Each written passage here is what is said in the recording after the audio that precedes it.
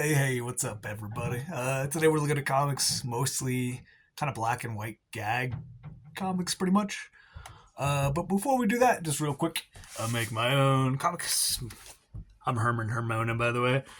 This is my newest one. Can't flip through it too much, but yeah, you can buy it. Check the links. You can also watch the animation on the video, on the YouTube channel too. So, have fun. Let's look at these bad boys. The main reason we're here. So big ones we're looking at today are Killer Condom, Down to the Bone. Those are just great. We had a Boogeyman too because I love that.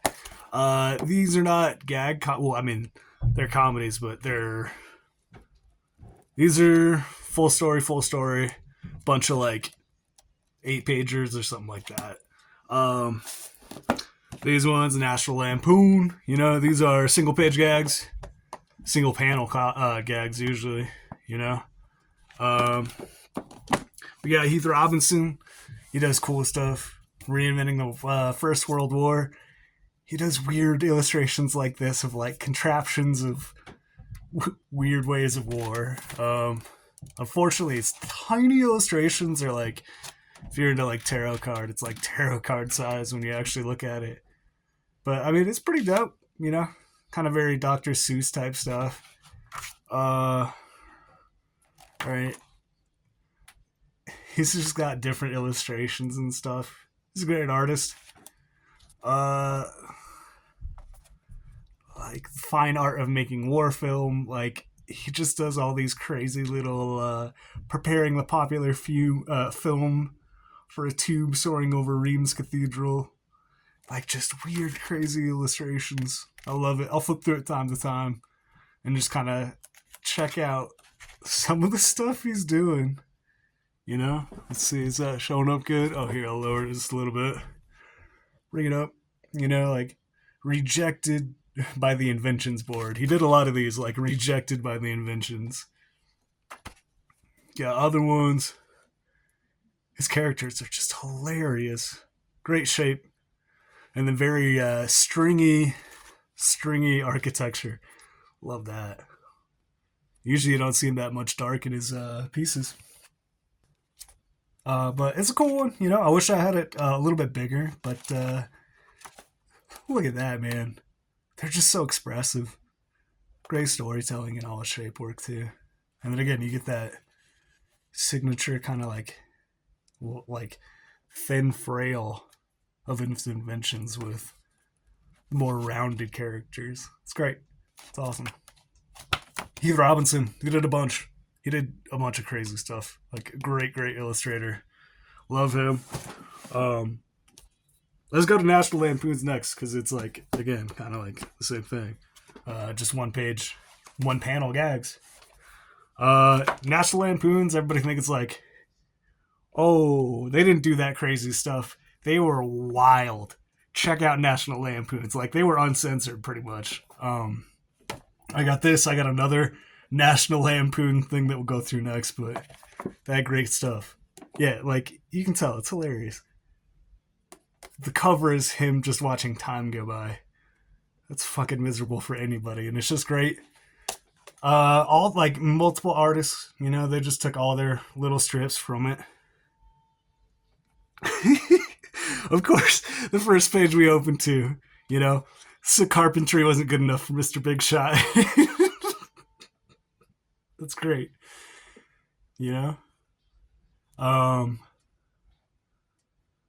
This is like here, like they did not hold back. This was either the best head or the best ass I've ever had. Like it was not censored. They did whatever they wanted. It was great. There's a bunch of these collections. Let's see. Did they name all the artists here? Of course they don't. I mean, I'm way too stoned to try to remember who worked on these. But apparently Caldwell. If you're interested in it, check it out. Jonick, PC Vey, Rodriguez was another one. We'll show like some of his stuff. Yeah, here we go. Rodriguez. We got a collection of his stuff here that we'll show, but Lover's Sleep, he makes art out of it. I used to make art like splatter art. I don't anymore because it's lame in my opinion. But that's hilarious. He would make money though. He would make fucking money. Um, what else we got? It's just great stuff. Like if you're interested in just one panel gags, you can't. I mean, this and Playboy were the best. Snail Man, thank heavens. Let's see what we got further in it. I just saw something about castration. Like it's all anything you want, man. Anything at all.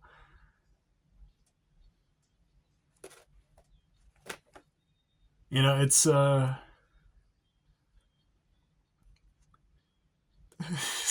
it's the sphincter of death. You know, if you like lowbrow gag comics, National Lampoons, man. Because well, see, so like to give you perspective, it was National Lampoons that launched the American version of heavy metal. Like it was from their subsidiary that it started from. So yeah, wild dudes. I want to get more National Lampoon stuff, so check them out if you want. Okay, all right, here we go. Ray and Joe. That's Ray and his dead friend Joe. Uh, Charles Rodriguez. That's the dude. Love it. Very ugly style. It's probably like one of the ugliest styles of like. It's more technical than most of the other dudes in National Lampoons doing those single panel gags, but they are ugly and I love it. Love it so much. A lot of text, but it's worth it. You know, you can actually, even though there is a lot of text on it, you can get through a page pretty fast. I did like 3 or 4 stories. I would do like 3 or 4 stories and then move on. Again, short stories. They don't take too much. It's usually self-contained, but yeah, his best friend died, and he decided his wife was going to bury him or cremate him. And he's like, "No, I'll take care of him." It's Weekend at Bernie's maybe before or after Weekend at Bernie's. Let's see. When? Couldn't even tell you. Don't even know. But very, very much the same idea. He gets on roller skates, rolls them around, figures out how to keep them around for longer. And then he ends it. He decides it needs to end, so he ends it. And it's, again, that has an ending. I enjoyed it. It was a fun little thing.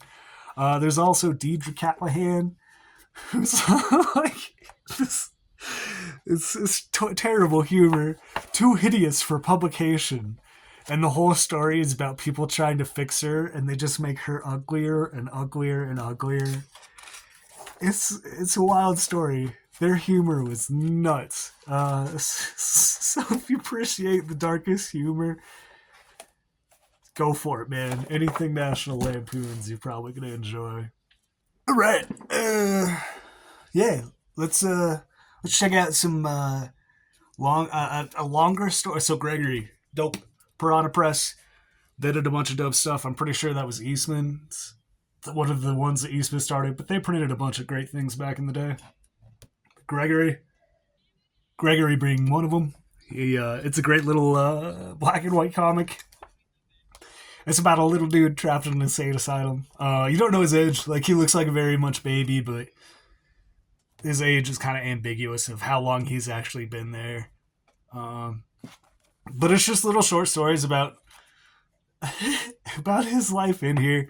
Cool thing about this is, like, it's not making fun of, like, people inside, like, it's not making fun of him. It's his life in this, told through, like, little vignettes.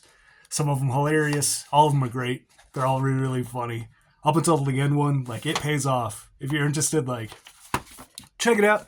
If you read, oh God, I'm not good at Spanish.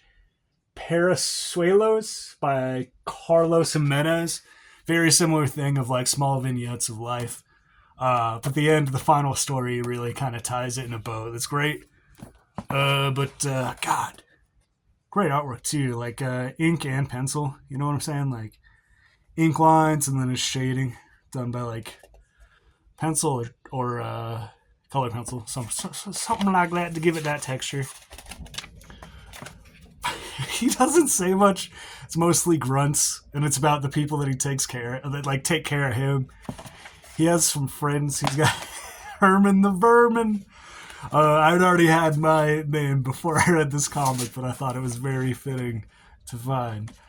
Herman the Vermin is his closest friend in life.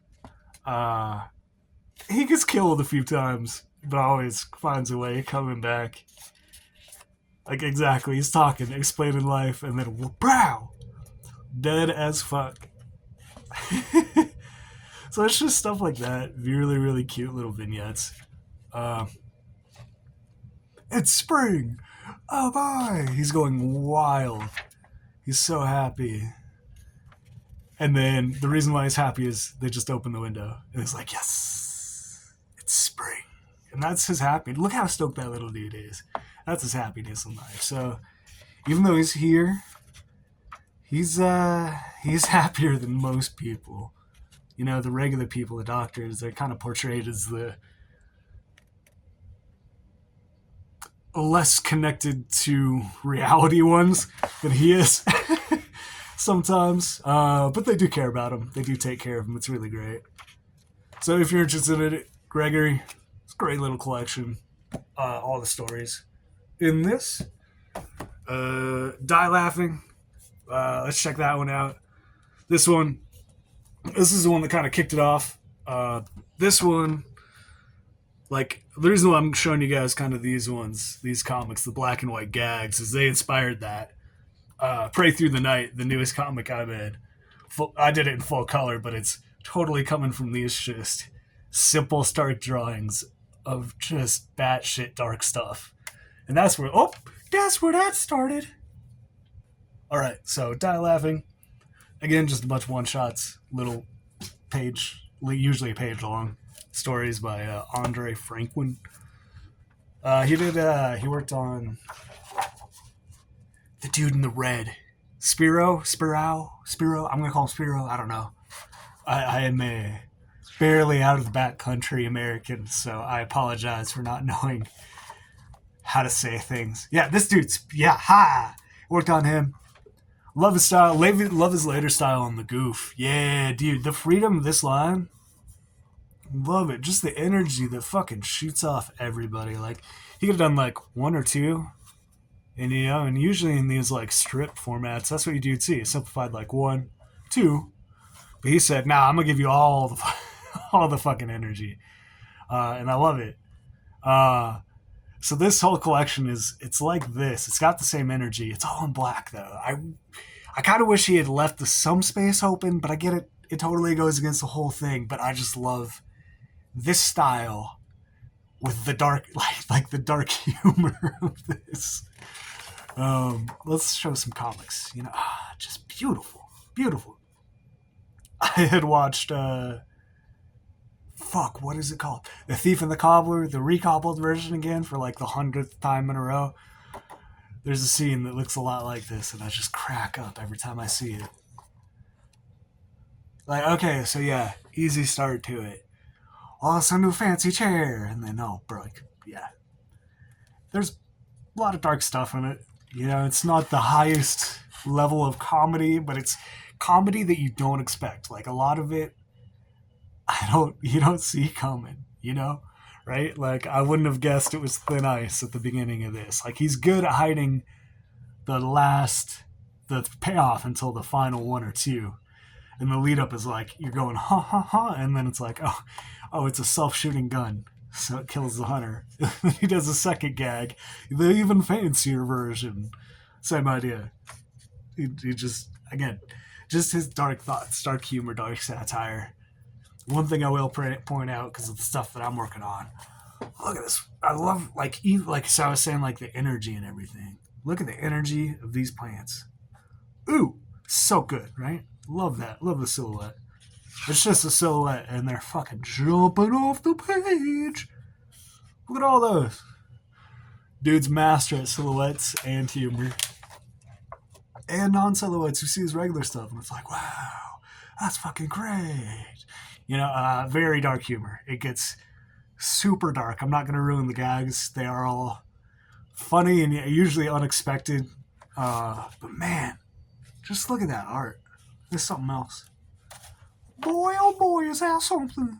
I love the shark. It's a, right? You don't expect that it's it's a fin, everybody's scared. Then it's kid who's laughing, and then, it's actually the shark. It's the shark saying, ha. It's great humor. Love it. It's in line with everything. This is like, I don't know, it's kind of, I see this pop up a lot, like this character. He reminds me of the Tar Zombie from Return of the Living Dead. Don't know how I feel about the new one coming out, but, oh well, it's coming out. I'll see it eventually. Man. Love the energy. You see. But yeah, as you can see, in this later stuff, he kind of brings in a little bit more light and cross-hatching rather than full black. Like here, wow, look at that. The characters are clear this time, I think he realized it was a little limiting just doing, and then, just doing, and now he's doing some full open characters here at the end. So it's a fun one. It's hilarious. Check it out. It's like deluxe size ish, which is dope. All right, let's talk about these guys. Killer Condom, Down to the Bone. This is the first one. This is the second one. I enjoyed them both. One is like twice the size of the other. I didn't even realize that. You can read them pretty quick. I love it. I love the art. The art's fantastic. Would I love to see them do a new version with this kind of like watercolor painting throughout the whole thing? Yeah, that'd be awesome. That'd be amazing. There's also a Troma. I'm a huge fan of Troma. There's a Troma released movie, Killer Condom movie. It wasn't done by Troma, but they released it. It's about a killer condom, literally what it is. That'll hold back. It doesn't shine a good light on anybody, really. And people survive, but they just lose the wieners. 20th Century Fox presents. It's like a hard-boiled, like, fucking gritty, like, 60s, 70s, I'd say like 70s just crime flick, but it's about Killer Condom. But I get it, It was made in the 80s. It was made during the AIDS epidemic, So it was like the only thing that protected them has now turned on them, and they're terrified of even using protection now. Like, that's a scary concept, Even now, it's a pretty scary concept. We won't show it. It shows it all. It puts bare everything, but I like it. It's ridiculous. Down to the bone. There's a killer. There's a killer on the loose. He's hunting down. Yeah, anybody who hooks, he's on the streets, and anybody hooks up with him gets all murdered, But I love the art, And he did a little bit in the first one too. But you have kind of pictures that he drew over. There we go. Same thing. Maybe I'd say he drew over it a little bit. Maybe just filtered it a little bit back in the day. Certain things you can do with it. That might be a full photocopy with nothing drawn over. But I love that mixed media. I love when people throw shit like that in. Even if it is like, it doesn't match. I don't fucking care. It looks great. It gives it a world. If they keep that consistent, it becomes its own unique world. I'm all for mixed media. I love the fucking art in this, man. He really tightened, so like, it's a little bit love. Again, give me a watercolor version of these two stories in one full collection. I'm a happiest camper as can be. You know what I'm saying? Like, okay. But yeah, it's a little bit looser. Like, let's look at these scenes. And compared to this, man, that's some tight work that he's throwing down. I love it. I love the way he draws the skeleton. He did a Frankenstein comic that I need to check. I just found out that he did a Frankenstein comic, but I need to check that bad boy out. Again, mixed media into the story. I love that. It's awesome. So if you think this is down your alley, it's down your alley for sure. Boogeyman, Sergio Aragonés. He's just fantastic. This is unfortunately the only thing I have of him, but I love short horror stories, so it's kind of perfect for me. But I mean, what else can I say about him? It's him doing his thing in this medium. Like I said, they're like 8 to 12 pages, like kind of like little fables, I'd say. But this one's like one of my favorites. It's just that scene. So good. It's amazing. Check out his work. I just love the cartooning. But yeah, these are the comics. Just kind of the little dark inspirations that I've been looking at when I was making that. We'll go through them again. Ray and Joe by Charles Rodriguez. Killer Condom Down to Bone by Ralph Koenig. We got Boogeyman by Sergio Aragonés. Die Laughing by Andre Franklin. We got Gregory by Mark Hempel. Man, awesome stuff. We had, and then we have the National Lampoon's collection, and started off with It's All a Bit Heath Robinson.